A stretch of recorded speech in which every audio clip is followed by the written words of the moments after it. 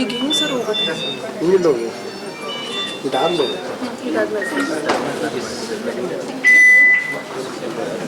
ಇನ್ನು ಸ್ವಲ್ಪ ಹಾಕಿ ಹೋಗಿ ಈ ಸೈಡ್ ಕಾಣ್ತದೆ ಸಾಕು ಇಬ್ಬರು ಕಾಣ್ಬಿಟ್ಟು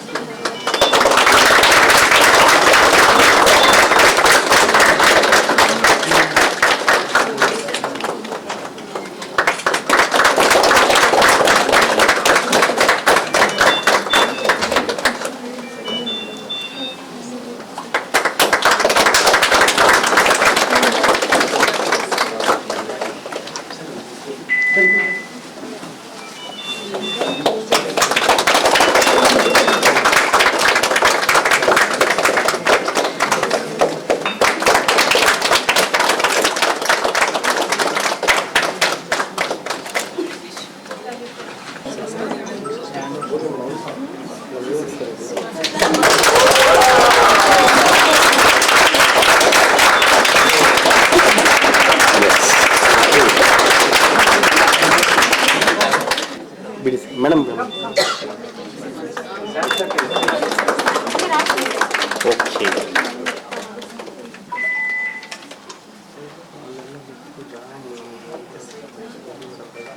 ಹೌದು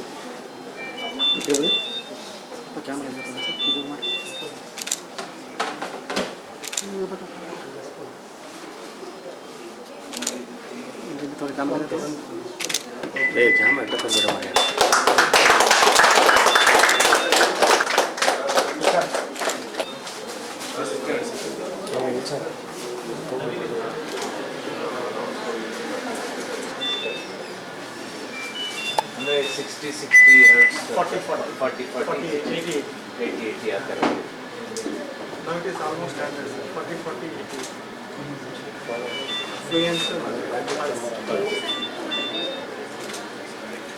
ಅಂದರೆ ಅದರದ್ದು ಡೆಲಿವರಿ ವಿಲ್ ಬಿ 40 80 ಕ್ಯಾಲ್ಕುಲೇಷನ್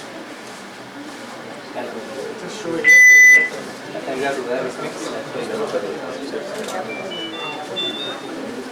ಅದು ಲೈಟ್ ಬರುತ್ತೆ. ಹೌದು ಸರ್, everybody should wear specs. Patient also should wear. ಈಗ ಮಾಡಿ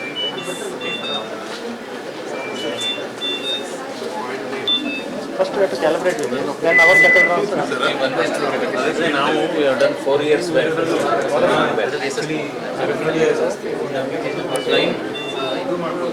ಎಲ್ರಿಗೂ ವಿಶ್ವ ಹೃದಯ ದಿನದ ಹಾರ್ದಿಕ ಶುಭಾಶಯಗಳು. ಇವತ್ತು ಹೆಬ್ಬಾಳದಲ್ಲಿ ಇರತಕ್ಕಂಥ ಆಸ್ಟರ್ CMR ಆಸ್ಪತ್ರೆಯಲ್ಲಿ ಆಂಜಿಯೋಪ್ಲಾಸ್ಟಿಗೆ ಸಂಬಂಧಪಟ್ಟ ಒಂದು ಹೊಸ ಉಪಕರಣವನ್ನು ಇವತ್ತು ಲಾಂಚ್ ಮಾಡಲಾಗಿದೆ. ಇದನ್ನು ಎಕ್ಸೈಮರ್ ಲೇಸರ್ ಆಂಜಿಯೋಪ್ಲಾಸ್ಟಿ ಸಿಸ್ಟಮ್ ಅಂತ ಕರಿತೇವೆ.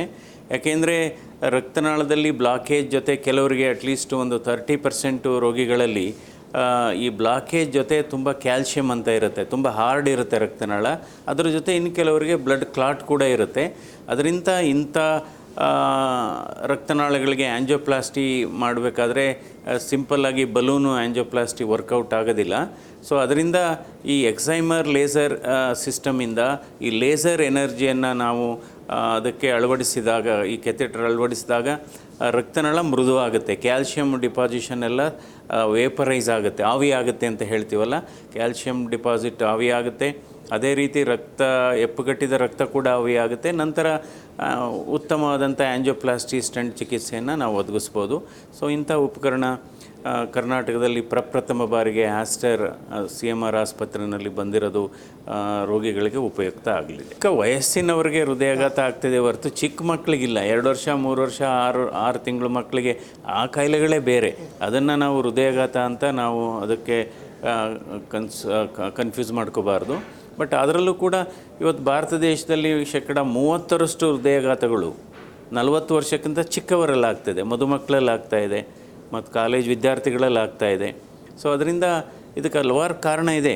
ಧೂಮಪಾನ ಇದೆ, ಮದ್ಯಪಾನ, ಸಕ್ಕರೆ ಕಾಯಿಲೆ, ಅತಿಯಾದ ಒತ್ತಡ ಮತ್ತು ಕೊಬ್ಬಿನ ಅಂಶ ಜಾಸ್ತಿ ಇರೋದು, ಫಾಸ್ಟ್ ಫುಡ್ ತಿನ್ನೋಂಥದ್ದು. ದೊಡ್ಡ ದೊಡ್ಡ ನಗರಗಳಲ್ಲಿ ಇವತ್ತು ಈ ಡ್ರಗ್ ಅಬ್ಯೂಸ್ ಅಂತ ಹೇಳ್ತೀವಿ, ಮಾದಕ ವಸ್ತುಗಳನ್ನ ಸೇವನೆ ಮಾಡೋಂಥದ್ದು ಮತ್ತು ಫಿಸಿಕಲ್ ಆ್ಯಕ್ಟಿವಿಟಿ ಎಲ್ಲ ಕಡಿಮೆ ಇದೆ. ಇದರ ಜೊತೆಗೆ ಇವತ್ತು ಹೊಸ ಕಾರಣಗಳು ಕೂಡ ಆ್ಯಡ್ ಆಗ್ತಾ ಇದೆ ಇದಕ್ಕೆ. ಒಂದು ವಾಯುಮಾಲಿನ್ಯ, ಇನ್ನೊಂದು ನೀರಿನ ಮಾಲಿನ್ಯ, ಮೂರನೇ ನೀರಿನ ಮಾಲಿನ್ಯ ಆದರೆ ಅದರಲ್ಲಿ ಮೆಟಲ್ಸ್ ಎಲ್ಲ ಇರುತ್ತೆ, ಮರ್ಕ್ಯುರಿ, ಲೆಡ್ಡು, ಈ ಥರದ್ದೆಲ್ಲ. ಅದಕ್ಕೋಸ್ಕರ ನಾವು ಆಸ್ಪತ್ರೆಗಳಿಗೆ ವೈದ್ಯಕೀಯ ಚಿಕಿತ್ಸೆಗೆ ಎಷ್ಟು ಮಹತ್ವ ಕೊಡ್ತೀವೋ ಈ ಗಾಳಿ ಶುದ್ಧೀಕರಣಕ್ಕೆ ಅಷ್ಟು ಮಹತ್ವ ಕೊಡಬೇಕು. ಏರ್ ಪೊಲ್ಯೂಷನ್, ಯಾಕೆ ಇವತ್ತು ವೆಹಿಕಲ್ ಜಾಸ್ತಿ ಆಗಿದ್ದಾವೆ ಮತ್ತು ಕನ್ಸ್ಟ್ರಕ್ಷನ್ ಆನ್ ಟೈಮ್ ಆಗ್ತಿಲ್ಲ, ಎಲ್ಲ ಡಸ್ಟು, ಕನ್ಸ್ಟ್ರಕ್ಷನ್ನಿಂದ ಡಸ್ಟ್ ಆಗುತ್ತೆ. ಆಮೇಲೆ ಕೆಲವರೆಲ್ಲ ಗಾರ್ಬೇಜ್ನ ಸುಡೋ ಅಂಥದ್ದು. ನಂತರ ವೆಹಿಕಲ್ಸು ಸಿಕ್ಕಾಬಟ್ಟೆ ಜಾಸ್ತಿಯಾಗಿ ಇದು ಅದರಿಂದ ಹೊಗೆ, ವಾಯುಮಾಲಿನ್ಯ ಆಗ್ತಾಯಿದೆ. ಇನ್ನೊಂದು ಈ ಸಿವೇಜ್ ವಾಟ್ರ್ ಏನಿದೆ ನಮ್ಮದು, ಅದನ್ನು ಸರಿ ಟ್ರೀಟ್ ಮಾಡ್ದೇ ಕೆರೆಗಳಿಗೆ ಬಿಡ್ತಾ ಇದ್ದಾರೆ, ಅದರಿಂದ ಗ್ರೌಂಡ್ ವಾಟ್ರ್ ಎಲ್ಲ ಹಾಳಾಗ್ತಾ ಇದೆ. ಸೊ ಅದರಿಂದ ಇವೆಲ್ಲ ನಾನಾ ಕಾರಣಗಳು. ವ್ಯಾಕ್ಸಿನ್ನಿಂದ ಏನಾಯಿತು, ನೀವು 10 ಲಕ್ಷ ಜನ ವ್ಯಾಕ್ಸಿನ್ ತಗೊಳ್ಳೋರಲ್ಲಿ ಹೃದಯಾಘಾತ ವ್ಯಾಕ್ಸಿನಿಗೆ ಸಂಬಂಧಪಟ್ಟದ್ದು ಪ್ರತಿ 10 ಲಕ್ಷ ವ್ಯಾಕ್ಸಿನ್ ತಗೊಂಡವರಲ್ಲಿ 4 ಜನಕ್ಕೆ ಆಗ್ಬೋದು. ಆದರೆ ಇದರ ಎಫೆಕ್ಟು ಓನ್ಲಿ ವ್ಯಾಕ್ಸಿನ್ ತಗೊಂಡ ಮೊದಲನೇ 6 ತಿಂಗಳಲ್ಲಿ ಅಷ್ಟೇ ಅದು. ಸೊ ಈಗ ಅಲ್ಲೇ ಇದು ವ್ಯಾಕ್ಸಿನ್ ತಗೊಂಡು ಎಷ್ಟು 5 ವರ್ಷ 4-5 ವರ್ಷ ಆಯಿತು. ಆಮೇಲೆ ಈ ಹೃದಯಾಘಾತ ಚಿಕ್ಕವರಲ್ಲಿ ಆಗ್ತಾ ಇದೆಯಲ್ಲ, ಇದು ವ್ಯಾಕ್ಸಿನ್ ತಗೊಳ್ಳೋದಕ್ಕೆ ಮೊದಲೇ ಈ ಪ್ರಮಾಣ ಇತ್ತು. ಈಗ ಇದು ಪ್ರಚಾರಕ್ಕೆ ಸಿಕ್ಕಿ ಈಗ ಸ್ವಲ್ಪ ಇದು ಬೆಳಕಿಗೆ ಬಂದಿದೆ. ಅಂದರೆ ಕೆಲವರು ಸೆಲೆಬ್ರಿಟೀಸ್ಗೆ ಹಾರ್ಟ್ ಅಟ್ಯಾಕ್ ಆಗುತ್ತೆ, ಗಣ್ಯ ವ್ಯಕ್ತಿಗಳಿಗಾಗುತ್ತೆ. ಸೊ ಅದಕ್ಕೋಸ್ಕರ ಇದಕ್ಕೆ ಹೆಚ್ಚು ಪ್ರಚಾರ ಸಿಗ್ತಾ ಇದೆ. ಆದರೆ ನಾವು ನೋಡೋದೇ ಆದರೆ ಕಳೆದ 15 ವರ್ಷದಿಂದಲೂ ಕೂಡ ಯುವಕರಲ್ಲಿ ಹೃದಯಾಘಾತದ ಪ್ರಮಾಣ ಜಾಸ್ತಿ ಆಗ್ತಾ ಇದೆ. ವರ್ಕ್ ಪ್ರೆಷರ್ ಆಗ್ಬೋದು, ಆಮೇಲೆ ತುಂಬ ಆ್ಯಂಬಿಷನ್, ಅತಿ ಆಸೆ, 10 ವರ್ಷದಲ್ಲಿ ಆಗೋ ಕೆಲಸ 10 ತಿಂಗಳಲ್ಲಿ ಮಾಡಬೇಕು ಅಂತ, ನಿದ್ರೆ ಇಲ್ಲ, ನಂತರ ಊಟ ಸರಿ ಅಂದರೆ ಊಟದ್ದು ವ್ಯತ್ಯಾಸ ಆಗಿದೆ, ಫಾಸ್ಟ್ ಫುಡ್ಗಳೆಲ್ಲ ತಿಂತಿದ್ದಾರೆ, ಫಿಸಿಕಲ್ಲಾಗಿ ಆ್ಯಕ್ಟಿವ್ ಆಗಿಲ್ಲ. ಸೊ ಇವೆಲ್ಲ ನಾನಾ ಕಾರಣಗಳು. ಅಲ್ಲ, ಯುವ ಜನತೆಗೆ ನಾವು ಹೇಳೋದಾದರೆ ಧೂಮಪಾನದಿಂದ ದೂರ ಇರಬೇಕು, ಮದ್ಯಪಾನದಿಂದ ದೂರ ಇರಬೇಕು, ನಂತರ ವ್ಯಾಯಾಮ ಮಾಡಬೇಕು, ಯಾವುದೇ ದುಶ್ಚಟಗಳಿಗೆ ಬಲಿಯಾಗಬಾರ್ದು, ಮಾದಕ ವಸ್ತುಗಳಿಂದ ದೂರ ಇರಬೇಕು. ಜಿಮ್ ಮಾಡುವಾಗಲೂ ಅಷ್ಟೇ, ಮಾಡೋದು ಒಳ್ಳೆಯದೇ. ಅದರಲ್ಲೂ ಹೈ ಇಂಟೆನ್ಸಿಟಿ ಮಾಡೋದಕ್ಕಿಂತ ಮಾಡ್ರೇಟ್ ಇಂಟೆನ್ಸಿಟಿ ಮಾಡ್ಕೊಂಡು ಹೋಗಬೇಕಾಗುತ್ತೆ. ಸೊ ನಂತರ ಒತ್ತಡ ತಗೋಬಾರ್ದು, ಹಂತವಾಗಿ ಯುವಕರುಗಳು ಮೇಲೆ ಬರಲಿಕ್ಕೆ ಪ್ರಯತ್ನ ಮಾಡಬೇಕು. ಸೊ ಆಸೆಗೂ ಒಂದು ಇತಿಮಿತಿ ಇಟ್ಕೊಂಡು ಇರಬೇಕಾಗುತ್ತೆ. ಆಮೇಲೆ ವರೀಸ್ ಮಾಡಬಾರ್ದು, ಬಹಳ ಮುಖ್ಯವಾದ ವರಿ ಕರಿ ಅಂತ ಹೇಳ್ತೀವಿ ನಾವು. ಸೊ ಇವು ಮೂರೂ ಮಾಡಬಾರ್ದು. ಯಾಕೆಂದರೆ ಒತ್ತಡ ಅನ್ನೋದೇ ಒಂದು ಹೊಸ ತಂಬಾಕು ಇದ್ದಂಗೆ. ಒತ್ತಡ ಅನ್ನೋದು ಅತಿವಾದ ಒತ್ತಡ ಒಂದು ಹೊಸ ಧೂಮಪಾನನೇ ಅಂತ ಹೇಳ್ಬೋದು. ಸೊ ಅದರಿಂದ ಮುನ್ನೆಚ್ಚರಿಕೆ ವಹಿಸಬೇಕು. 35 ವರ್ಷ ದಾಟಿದ ಮೇಲೆ ಅದರಲ್ಲೂ ಯಾವುದು ಏನಾದರೂ ಸಕ್ಕರೆ ಕಾಯಿಲೆ ಇದ್ದರೆ ಅಥವಾ ಧೂಮಪಾನಿಗಳಾಗಿದ್ದರೆ ಅಥವಾ ಮದ್ಯಪಾನಿಗಳಾಗಿದ್ದರೆ ಬರೀ ECG ಟೆಸ್ಟ್ ಮಾಡಿಸಿದರೆ ಗೊತ್ತಾಗೋದಿಲ್ಲ. ಸೊ ಅಂಥವರು ಎಕೋ ಟೆಸ್ಟು ಮಾಡಬೇಕು. ಟ್ರೆಡ್ಮಿಲ್ ECG ಅಂತ ಮಾಡ್ತೀವಿ, ಮಿಷಿನ್ ಮೇಲೆ ಓಡಿಸ್ತಾ ECG ಮಾಡ್ತೀವಿ. ಇವೆಲ್ಲ ಮಲ್ಟಿಪಲ್ ರಿಸ್ಕ್ ಫ್ಯಾಕ್ಟ್ರ್ ಇದ್ದರೆ, ಅವರ ಕುಟುಂಬದಲ್ಲಿ ಏನಾದರೂ ಚಿಕ್ಕ ವಯಸ್ಸಿನಲ್ಲೇ ಹೃದಯಾಘಾತ ಆಗಿದ್ದರೆ ಈಗ CT ಕ್ಯಾಲ್ಶಿಯಂ ಸ್ಕೋರ್ ಅಂತ ಮಾಡ್ತೀವಿ. CT ಸ್ಕ್ಯಾನಲ್ಲಿ ಹೃದಯದ ರಕ್ತನಾಳಗಳಲ್ಲಿ ಕ್ಯಾಲ್ಶಿಯಂ ಇದೆಯಾ ಇಲ್ವಾ ಅಂತ ನೋಡ್ಕೋಬೋದು. ಏನಾದರೂ ಕ್ಯಾಲ್ಶಿಯಂ ಡಿಪಾಸಿಷನ್ ಆಲ್ರೆಡಿ ಶುರುವಾಗಿದ್ದರೆ ಕಾಯಿಲೆ ಸ್ಟಾರ್ಟ್ ಆಗಿದೆ ಅಂಥ ಸಂದರ್ಭದಲ್ಲಿ ನಾವು ಮಾತ್ರೆಗಳನ್ನು ತಗೋಬೇಕು. ಸಕ್ಕರೆ ಕಾಯಿಲೆ ಇದ್ದರೆ ನಿಯಂತ್ರಣದಲ್ಲಿಟ್ಕೋಬೇಕು, BP ಕಾಯಿಲೆ ಇದ್ದರೆ ನಿಯಂತ್ರಣದಲ್ಲಿಟ್ಕೋಬೇಕು. ಸೊ ಈ ರೀತಿ ನಾವು ಮುನ್ನೆಚ್ಚರಿಕೆ ವಹಿಸಬೇಕು. ಇದನ್ನು ಎಕ್ಸೈಮರ್ ಲೇಸರ್ ಅಂದ್ಬಿಟ್ಟು, ಅಂದರೆ ಹೃದಯದ ರಕ್ತನಾಳದ ಒಳಗಡೆಗೆ ಈ ಲೇಸರ್ ಎನರ್ಜಿಯನ್ನು ಅಪ್ಲೈ ಮಾಡೋಂಥದ್ದು. ಅದೇನಾಗುತ್ತೆ, ರಕ್ತನಾಳದಲ್ಲಿರ್ತಕ್ಕಂಥ ಬ್ಲಾಕೇಜುನಲ್ಲಿರ್ತಕ್ಕಂಥ ಕ್ಯಾಲ್ಶಿಯಮ್ನ ಅದು ಆವಿ ಮಾಡುತ್ತೆ, ಅದು ಕ್ಯಾಲ್ಶಿಯಮ್ನೆಲ್ಲ ಬ್ರೇಕ್ ಮಾಡುತ್ತೆ. ಮತ್ತು ಕ್ಲಾಟ್ ಇದ್ದರೆ ಅದನ್ನು ಡಿಸಾಲ್ವ್ ಮಾಡುತ್ತೆ. ನಂತರ ಆ್ಯಂಜಿಯೋಪ್ಲಾಸ್ಟಿ ಮಾಡೋದಕ್ಕೆ ಸುಲಭ ಆಗುತ್ತೆ. ಸ್ಟಂಟ್ ಹಾಕಲಿಕ್ಕೆ ಇದಾಗುತ್ತೆ, ಈಸಿ ಆಗುತ್ತೆ. ರಕ್ತನಾಳದ ಚೆನ್ನಾಗಿ ಅಗಲ ಆಗುತ್ತೆ ಅದು ರಕ್ತನಾಳ. ನಾಗಮಲ್ಲೇಶ್ ಹೇಳಿ. ಇವತ್ತು ನಾವು ಎಕ್ಸೈಮರ್ ಲೇಸರ್ ಸಿಸ್ಟಮ್ ಅನ್ನು ಫಸ್ಟು ಇಂಟ್ರೊಡ್ಯೂಸ್ ಮಾಡ್ತಾಯಿದ್ದೀವಿ. ಇದು first time in Karnataka. So ಇದು ಏನು ಮಾಡುತ್ತೆ ಅಂದರೆ, ಯಾವುದು ನಮಗೆ ರಕ್ತನಾಳಗಳು ತುಂಬ ಕಷ್ಟ ಇರುತ್ತೆ ನಾವು ರೆಗ್ಯುಲರ್ ಆ್ಯಂಜಿಯೋಪ್ಲಾಸ್ಟಿ ಮಾಡುವಾಗ, ಆವಾಗ ಈ ಎಕ್ಸೈಮರ್ ಲೇಸರ್ ನಮಗೆ ಅದನ್ನು ಈಸಿ ಮಾಡಿಕೊಡುತ್ತೆ, ಅಂದರೆ ಹೆಲ್ಪ್ ಮಾಡುತ್ತೆ. ಸೊ ಯಾವುದು ಬ್ಲಾಕ್ ಇರುತ್ತೆ ಅದನ್ನು ವೇಪರೈಸ್ ಮಾಡಿ ರಕ್ತನಾಳಗಳಿಗೆ ಸ್ಟಂಟ್ ಅಳವಡಿಸೋಕ್ಕೆ ಈಸಿ ಆಗುತ್ತೆ. ಸೊ ಇದನ್ನು ಎಕ್ಸೈಮರ್ ಲೇಸರ್ ಆರ್ ಲೇಸರ್ ಆ್ಯಂಜಿಯೋಪ್ಲಾಸ್ಟಿ ಅಂತ ಕರಿತೀವಿ. ಸೊ ಇದನ್ನು ರಕ್ತನಾಳಗಳಲ್ಲಿ ಬ್ಲಡ್ ಕ್ಲಾಟ್ ಇರುವಾಗ, ಇಲ್ಲ ಕ್ಯಾಲ್ಶಿಯಂ ಜಾಸ್ತಿ ಇರುವಾಗ, ಮೊದಲೇ ಒಂದು ಸಲ ಸ್ಟೆಂಟ್ ಆಗಿ ಅದು ರೀಬ್ಲಾಕ್ ಆಗಿರುವಾಗ ಮತ್ತು ಬೈಪಾಸ್ ಗ್ರಾಫ್ಟಲ್ಲಿ ಬ್ಲಡ್ ಕ್ಲಾಟು ಇಲ್ಲ ಥ್ರಾಂಬಸ್ ಅಂತ ಹೇಳ್ತೀವಿ ಅದು ಇರುವಾಗ ಸೊ ಇದು ಲೇಸರ್ ಆಂಜಿಯೋಪ್ಲಾಸ್ಟಿ ತುಂಬ ಹೆಲ್ಪ್ ಆಗುತ್ತೆ. ಸೊ ಇವಾಗಲೇ ನಮ್ಮ ಹತ್ರ ಬೇರೆ ಎಕ್ವಿಪ್ಮೆಂಟ್ಸ್ ಇದೆ ಕ್ಯಾಲ್ಶಿಯಮ್ ಎಲ್ಲ ತೆಗಿಯೋಕ್ಕೆ, ಅದಕ್ಕೆ ರೋಟಾಬ್ಲೇಷನ್ ಅಂತೀವಿ, ಆರ್ಬಿಟಲ್ ಎಥೆರಾಟಮಿ ಅಂತೀವಿ. ಬಟ್ ಯಾವಾಗ ಬ್ಲಡ್ ಕ್ಲಾಟ್ ಇರುತ್ತೆ ಅಂಥ ಸಮಯದಲ್ಲಿ ಈ ಥರ ಯೂಸ್ ಮಾಡೋದು ಕಷ್ಟ ಆಗುತ್ತೆ ಮತ್ತು ಅದಕ್ಕೆ ಸ್ವಲ್ಪ ಲರ್ನಿಂಗ್ ಕರ್ವ್ ಇರುತ್ತೆ. ಇದು ತುಂಬ ಈಸಿ ಮಾಡೋದು. ಸೊ ಅದರಿಂದ ಈ ಎಕ್ಸೈಮರ್ ಲೇಸರ್ ಆಂಜಿಯೋಪ್ಲಾಸ್ಟಿ ನಮ್ಮ ಪೇಷಂಟ್ಸ್ಗೆ ಮುಂದೆ ಹೆಲ್ಪ್ ಆಗುತ್ತೆ. ಕರ್ನಾಟಕದಲ್ಲಿ ಇದು first installation. Hopefully it will be helpful for our patients. ಮೊದಲು ಮಾಡೋದಕ್ಕೂ ಇದಕ್ಕೂ ತುಂಬ ಡಿಫ್ರೆನ್ಸ್ ಇರುತ್ತೆ. ಸೊ ಯಾಕೆಂದರೆ ಇದು ಮೊದಲು ನಾವು ಕ್ಯಾಲ್ಶಿಯಂ ತೆಗಿತಾ ಇದ್ದೋ, ಮೊದಲು ಯಾವುದು ಬ್ಲಾಕ್ ಇತ್ತು ಅದನ್ನು ತೆಗಿತಾ ಇದ್ದೋ. ಬಟ್ ಇದು ಕ್ಯಾಲ್ಶಿಯಂ ಇರುವಾಗ ಬೇರೆ ಸಿಸ್ಟಮ್ಗೆ ಕಂಪೇರ್ ಮಾಡಿಕೊಂಡ್ರೆ ತುಂಬ ಸೇಫ್ ಆಗಿರುತ್ತೆ ಇದು ಮತ್ತು ತುಂಬ ಎಫೆಕ್ಟಿವ್. ಇವಾಗ ಸ್ಟಾರ್ಟ್ ಮಾಡ್ತೀವಿ. ಇವತ್ತು ಇನ್ಸ್ಟಾಲೇಷನ್ ಆಗಿದೆ, ಇದು ಇನ್ನು ಮುಂದೆ ಸ್ಟಾರ್ಟ್ ಮಾಡ್ತೀವಿ.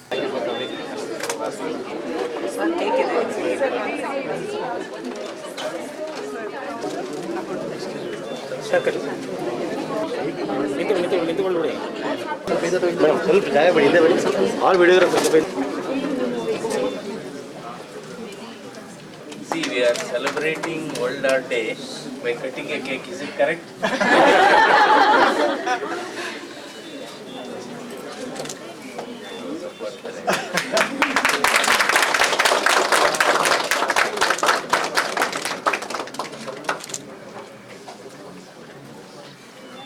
Yeah, tissue paper. Bipin, tissue.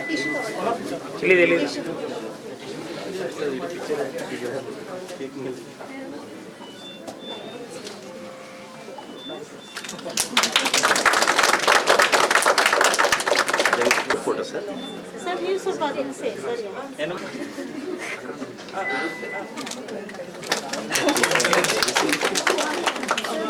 Okay ಎಲ್ಲ ಸರ್ ಎಲ್ಲ ನಿಂತ್ಕೊಳ್ಳಿ. Okay ready? ಕೈದು sir. Look camera sir. Sir look camera, smile.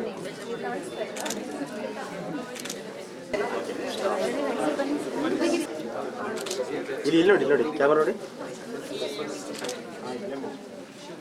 Okay. So ಹೃದಯ ದಿನದ ಹಾರ್ದಿಕ ಶುಭಾಶಯಗಳು. Thank you sir. ಈ ಎಕ್ಸೈಮರ್ ಲೇಸರ್ ಸಿಸ್ಟಮ್ ಬಗ್ಗೆ ಎಲ್ಲ ನಾಗಮಲ್ಲೇಶ್ ಹೇಳ್ತಾರೆ. ಇದು ಎಕ್ಸೈಮರ್ ಲೇಸರ್ ಸಿಸ್ಟಮ್ ಅಂದರೆ ಲೇಸರ್ ಎನರ್ಜಿನ ಬ್ಲಡ್ ವೆಸಲ್ಸ್ಗೆ ಅಪ್ಲೈ ಮಾಡಬೇಕು ಕೆಥೆಟರ್ ಮೂಲಕ. It's a catheter base system. So ತುಂಬ ಕ್ಯಾಲ್ಶಿಯಮ್ ಇದ್ದರೆ ಬ್ಲಡ್ ವೆಸಲಲ್ಲಿ ಅಥವಾ ತುಂಬ ಕ್ಲಾಟ್ ಇದ್ದರೆ ಇದು ವೇಪರೈಸ್ ಮಾಡಿ blood vessel become very soft and it's easy for angioplasty and stent. So because 1/3 of patients undergoing angioplasty will have complex lesions. So this laser system is very useful for moderately calcified lesion or very hard blockages. If they are very hard, that will be useful. So this is a great value addition to the cath lab procedures. Okay. All the best. Thank you. So ಇವತ್ತು ವಿಶ್ವ ಹೃದಯದ ದಿನ ಆಗಿರೋದ್ರಿಂದ ನಿಮ್ಮ ಹೃದಯನಾರು ಆಗಿರಲಿ, ನಮ್ಮ ಹೃದಯನಾರು ಆಗಿರಲಿ, ಎರಡೂ ಚೆನ್ನಾಗಿರಲಿ. ಸ್ವಲ್ಪ ಹಿಂದೆ ಮಾಡ್ಕೊಂಡು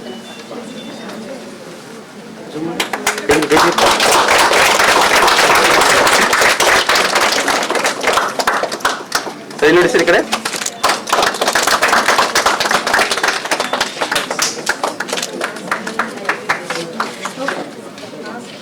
So keep 5 things as low as possible, okay? Keep 5 things as low as possible, because why I am telling this, see, we are actually conducting lot of health camps for the public.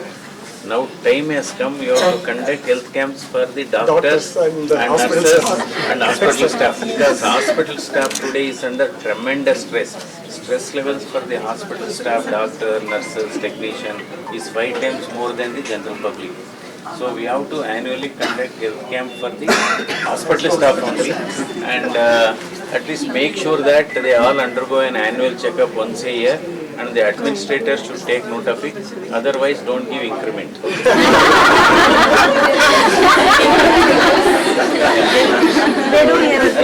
No, this is what I have practiced when I was in Jayadeva. I make, because many of them will have hidden diabetes, undiagnosed diabetes, undiagnosed high blood pressure, and that is the reason because today the average lifespan of hospital staff is coming down because of extreme pressure by the patients, attenders, and the system. This thing, and your colleagues also, we don't know.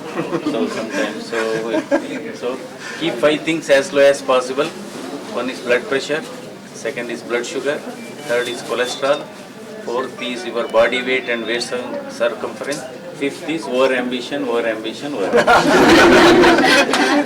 So final message is stop smoking, start walking.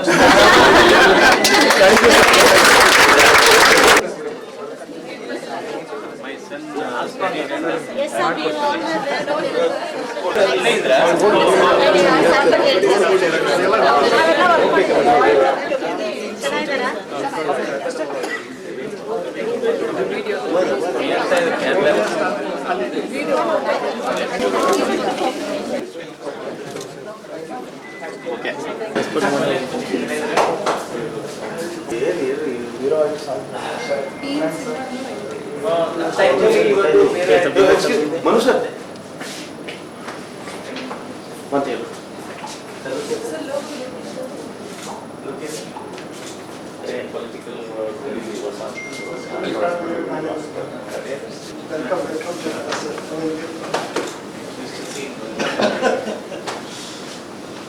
Actually, they were forcing us to buy when I was director, but it is very expensive.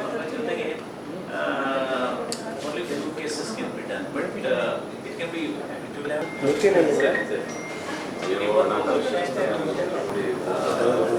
ಅಂದರೆ particularly ರಾಮನಗರದ Mumbai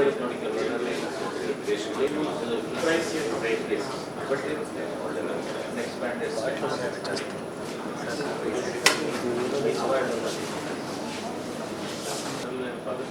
Brown discussion in English and more than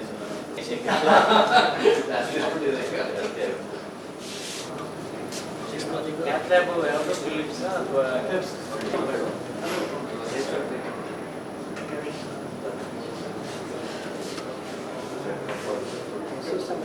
ಇದು ಅವರ backward ಅಲ್ಲಿ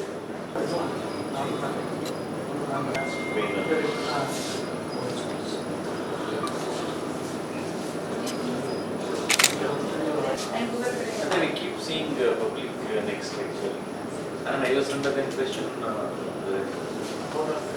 public next year, what is that? but to actually seriously thinking, ideally tertiary treatment ಮಾಡಿ then it has to laser angioplasty machine ಇದೆ.